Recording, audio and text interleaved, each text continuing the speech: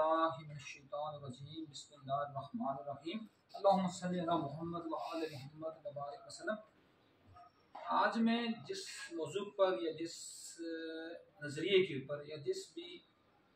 Brainstorming issue के ऊपर बात करना चाह रहा हूँ वो ये है कि तारीख जितनी भी है, तारीख बनी नो इंसान या तारीख बनी नो आदम की मैं बात करूँ, इंसान की भी अगर बात ना करें,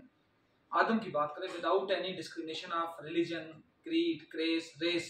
और एथनिसिटी और एनी रिलीजियस और as well as social thoughts, तो तारीख हमेशा उसकी लिखी गई है आज तक जिसने बातिल के सामने सर झुकाया नहीं, जो बातिल के सामने खड़ा रहा है। और बातिल के सामने खड़ा वो ही रहता है, मेरा मालिक उसी के लिए राहें खोलता है, उसी को कायनात का राज मुस्तखर करने के तरीके बताता है या उसी को एट द पीक लेकर जाता है, जिसमें सबसे पहले ये बात हो कि वो बातिल कूतों के सामने सर न झुकाए, वो खड़ा रहे। क्योंकि मैं बात करता भी हूँ, जो कि बातिल कूतों के सामने सर वो नहीं झुकाता बंदा जिसके अंदर ख्वाहिशात नहीं होती। क्योंकि मेरे आका मौला कायनात मौला अली अलैहिस्सलाम से ने पूछा कि या अली, कौन सी दो चीजें हैं जिनकी वजह से हमारे दिल से दुनिया की मोहब्बत नहीं निकलती? उन्होंने कहा एक तो ख्वाहिशात की बेलगाम पैरवी और दूसरा आप अपने वसाइल से ज्यादा अपने आप को प्रोलॉन्ग करें। तो ख्वाहिशात की जो पैरवी होती है ना, ये बंदे को किसी जगह का नहीं छोड़ती। तो आजकल चूंकि ये जो पाकिस्तान के सूरत हाल गुजर रहा है, ये इस पूरे रीजन का मामला है, तो आजकल यही बात कोई कह रहा है, कोई कह रहा है मैं हक पर हूँ, कोई कह रहा है मैं बातिल पर हूँ, कोई किसी का ये नजरिया है कि मैं ही सब कुछ हूँ, किसी का नजरिया ये है कि मेरा लीडर ही शायद क्या पता कोई दुनिया फतह कर रहा है या क्या कर रहा है। तो हमारे यहाँ जो कि अलमिया सबसे बड़ा ये है कि हम में से या तो लोग जाहिल हैं या जाहिलों के पुत्र हैं या अबू जहल हैं और या अबू जहलों के पुत्र हैं। बाकी आप सारे मतलब अंग्रेजी आप सबको आती होगी, मुझसे बहुत ज्यादा अच्छी। तो आप लोग ये देखा हो ना, सुना होगा आपने कि हम कहते हैं good, better, best is the superlative degree of good. इसी तरह जाहिल की सुपरलेटिव डिग्री जो अबू जहल है, यहाँ सारे चूंकि अबू जहल है, तो मेरा आका, मेरा मौला, कायनात का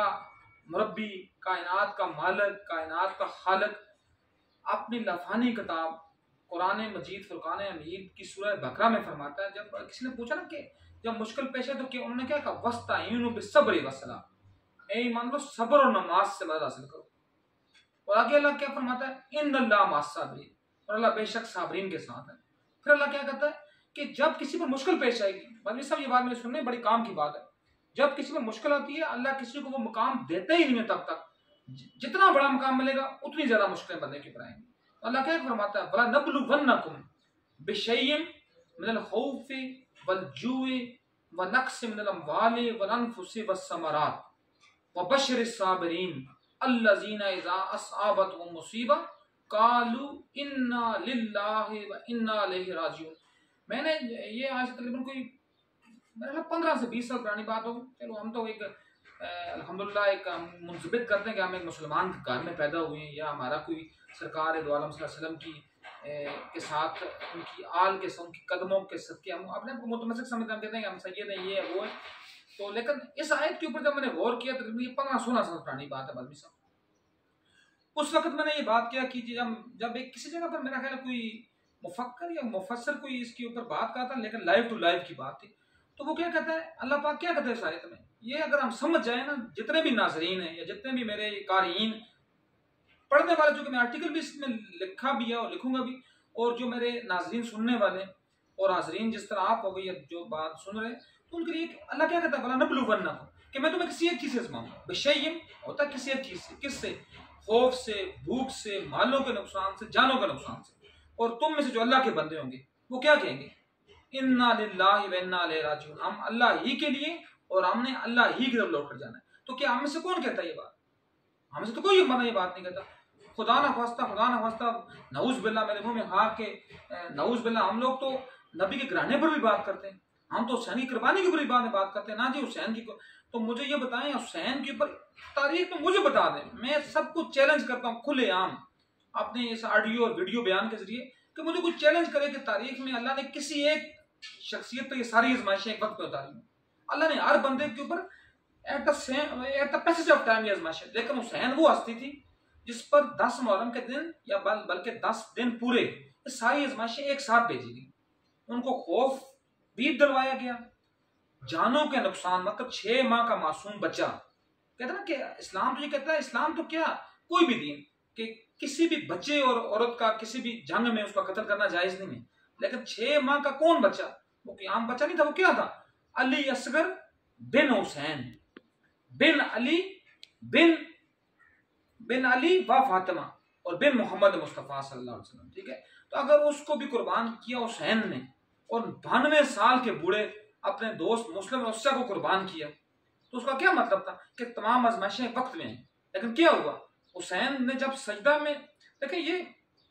मुझे लगता कोई जाकर बताता होगा, बाकी तो मैं किसी की बात नहीं करता ना, ये बरेलवी, देवबंदी, अहले हदीस, शिया,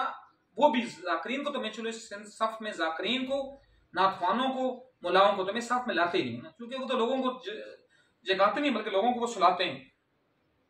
तो बस भी सब कहने की बात यह कि क्या हुआ जी, कोई इस इलाके ने आपको ये नहीं बताया होगा कि जब हुसैन का सर कट रहा था, इसी मतलब यही टाइम था तकरीबन, इस वक्त हम वीडियो बना रहे थे, मेरा ख्याल है क्योंकि असर के बाद असर का तकरीबन टाइम था, तो हुसैन ने जब सर सजदे से उठाया, जब उसके ऊपर 13 ज़रबें लगी, मैं कुर्बान जाऊं हुसैन की उस सर मुबारक पर 13 ज़रबें लगी, तो हुसैन ने क्या कहा आखिरी सुभान रब्बी आला कहते हुए कि ए अपना रुख किया मदीना की तरफ और कहा कि नाना जान ये मेरी कुर्बानी कबूल करें। और जब मेरी आका ज़ादी बीबी ज़ैनब सलामुल्लाह अलैहा ने अपने भाई का सर अपनी गोद मुबारक में उठाया, तो उन्होंने क्या कहा, ए मेरी अम्मा, ये मेरे भाई की कुर्बानी है जो उसने दीन की हया के लिए पेश किए, इसको मैं पेश करती हूँ तुम्हारे बाप मोहम्मद मुस्तफ़ा सल्लल्लाहु अलैहि वसल्लम की बारगाह में और उसके तवसत से अल्लाह की बारगाह में पेश करती हूँ। इसलिए किसी ने नहीं कहा था कि जब हम ये कहते हैं ना करबला के, तो इसलिए किसी ने नहीं कहा था कि खून हुसैनी कसम दुनिया करबला का नाम, लाखों यजीद हैं यहाँ कलमा को उठा के, कलमा को उठाए ना आप ना, तो यजीद तो आपको पैदा हो जाएंगे, वो किसी भी रूप में पैदा हो जाएंगे, लेकिन कलमा आप उठाएं आप ना। ये कलमा को उठाने का मकसद नहीं होता कि अपने मकसद के लिए आप पहले के बन जाएं, मकसद आप तो आप ये चूंकि बान की यहाँ से क्या कहते हैं, और फिर कई लोग हैं जिन पर बात बेचता है। अब बात लोग इसमें दो बातें आपकी फसल से कोशिश करूंगा, एक रजी अल्लाह और अलैहिस्सलाम में क्या बात लोग रजी अल्लाह ताला, हम तो दुआ करते हैं ना कि मालिक तो मेरा भी मालिक है, नबियों की मालिक मर्जी है, राजी हो ना हो, लेकिन अलैहिस्सलाम उसको कहा जाता है जिसके ऊपर अल्लाह का सलाम होता है। तो अगर इस मुंजबित आयत क्या कहता है कि जो भी बंदा इस बात पर पूरा उतरेगा, वो जो मैंने कुरान की आयत पीछे पढ़ी है वो सब अलैहिस्सलाम है। अब हुर अलैहिस्सलाम का तो आपको पता हो हुर क्या थे, वो ना साबी थे, इवन देन वो मौला अली के लश्कर का हिस्सा भी नहीं थे, लेकिन सिर्फ एक रात में मार्फत इमाम हासिल हुई और सुबह जब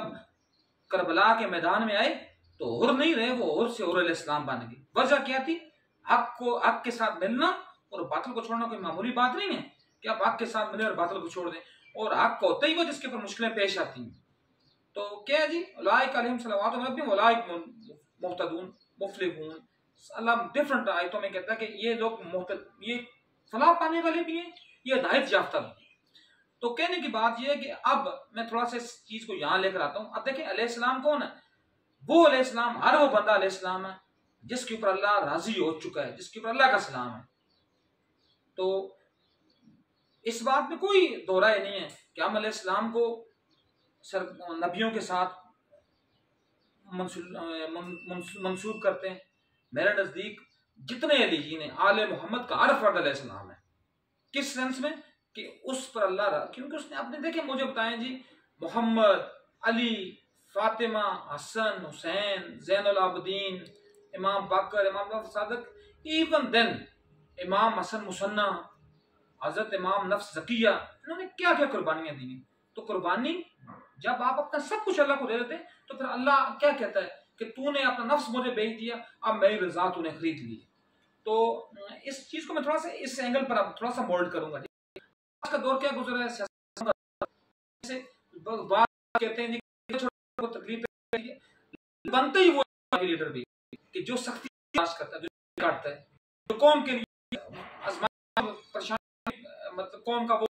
ममदो मामन। अब मैं किस्मती पता किसी को कोई बुरी लगे बात, तो सबको पढ़ने में कौन कौन है, जितने नवाज के फॉलोवर हैं, जितने भी के फॉलोवर हैं, जितने भी मुलाओं के फॉलोवर दीन है, जाहिलों के रहनुमा और जाहिलों के मुरब्बी, जाहिल ये पैरोकार हैं। लेकिन अब जाहिलों के पैरोकार कौन है? जाहिलों के पैरोकार इसलिए कि उनको चीज समझ नजर। कोई बड़ा मारूफ जुमला, आर्मी में सबसे बड़ी में खिदमतगार जो हुआ खच्चर, लेकिन आर्मी में खच्चर भी काम थी, उसको भी गोली किसी साफी का मेरे ज़हन में उतर गया। उन्होंने जूनियर साफी बदमी साहब सुनना बड़ी काम की बात, उन्होंने साफी ने उनसे पूछा, याद मोहतरम मुझे बताएं कि मैं साथ मेरे कैसे हूँ। उन्होंने कहा कि कैसे रहो, ना तुम एस्टेब्लिशमेंट नहीं हो ना एस्टेब्लिशमेंट के खिलाफ हो, लेकिन खुदा ना तुम्हें चुननी पड़े तो तुम कभी दोस्त दुश्मन रहना, क्योंकि दुश्मन ना सब। लेकिन जो जिस तरह मार्शल शरीफ को कहते हैं बड़ा खातून है, ये उसी एस्टेब्लिशमेंट के परवरदिगार, इनसे काम एस्टेब्लिशमेंट ले तो रास्ते से हट के, तो इस वक्त सब ये होना चाहिए। हम जाफर अलैहिस्सलाम जमाने की तरह किसी लेसर का साथ तुक ही नहीं बनती, सब कुर्सी के ड्रामे। इमरान खान देखें जी, सबसे बड़ा अलमियत इमरान खान का खुद तो वो अपने आप को जेल से बचा लिया, वो जो यूथी जलीलो ख्वाब रुल रहे हैं, और ये जो जो जो जो कहते नहीं जी हम तो टक्कर मिले हैं, वो टक्कर के लोग, वो जो नाम का अली जदी, वो किधर के लोग, फवाद डब्बू तो चलो मनहूस बंदा था, उसकी तो छोड़े, ये सब एक मुसाफिर है। मैं तो जिंदगी में मुझे अल्लाह का मैं तो इमरानिया से हुई, क्योंकि ये फितना था, ये सिर्फ फितना था। इस फितने का क्या, इस फितने में हकीम सईद, इस फितने के हकीम सईद और सईद एदी साहब थे और डिफरेंट लोग इस फितने के बारे में पहले किया था। ये फितना सिर्फ प्लांट, देखिए अब बाद लोग कहेंगे शायद ये फितना नहीं था, वो कर्नल लारेंस ऑफ अरेबिया को कहते हैं, लारेंस, वो क्या था, वो ज़बूर का आलम भी था, वो तौरात का आलम भी था, वो कुरान का, उसको प्लान करके भेजा गया अरब में, अरबों में ये पैदा किया गया, ये एहसास बदले कि तुम अरब हो, तुम तुर्कियों के गुलाम की, तो वो उस लारेंस ऑफ ये शादी भी की मुसलमान औरत, ठीक है ना। आप पता होगा इसके ये जो शेख अब्दुल्ला है, इस अरबिया जो उसकी जो जब औरत आजाद हुई तो शेख के बाप की मनफुआ बनी। कि मेरा मतलब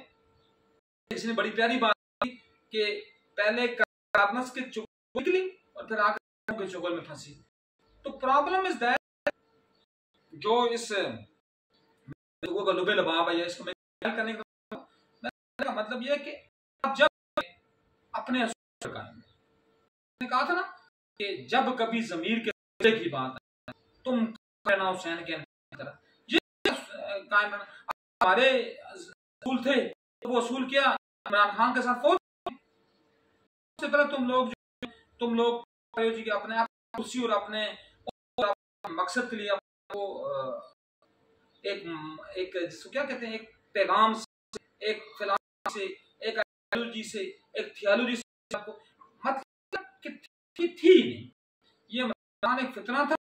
फितना है, फितना रहेगा, लेकिन इसका नहीं है कोई ये ना समझे कि शायद खान की बात वो जस्टिफाइड नौसरबाज, शरीफ जस्टिफाइड नौसरबाज, आले जस्टिफाइड नौसरबाज, एक बंदा इस जैसे शुरू खेल का मर्द मैदान लाज़िम, उसका नाम है जरदारी, वो मर्द मैदान बना, वो भी तब 10 से 15 साल जेलें काटी, जब जेलें काटने के निकला तो उसके बाद वो मर्द मैदान बना। तो इसकी सबसे मिसाल इसके नेल्सन मंडेला की, कौम को करके यहाँ ये तो तैयब ये तो कहते नहीं जी हम तो नया बनाएंगे। अब नया पुराना उससे पुराना किया, अब तो सब एक ही कश्ती के मुसाफिर हो चुके। तो तमाम जाहिल अवाम से मैं गुजारिश करता, तमाम से ये कि खुदारा कुछ तो होश कर, मतलब जाहिल अवाम बज़मी साहब वही है जी, जाहिल अवाम क्या है, इसलिए गिर क्यों गलाजत करता खाता है, जब फिर पेट नहीं भरता फिर गलाजत करता है फिर खाता है। तो यही अवाम का गिरा है कि वो कभी एक सियासी जमात के होते हैं उसकी करते हैं, दूसरी के सब बनते हैं, दूसरी तीसरे बनते हैं। तो खुदा इस सिस्टम से अपने आप को लगा लें, इसी में आपकी बिका भी है, इसी में इस धरती की बिका।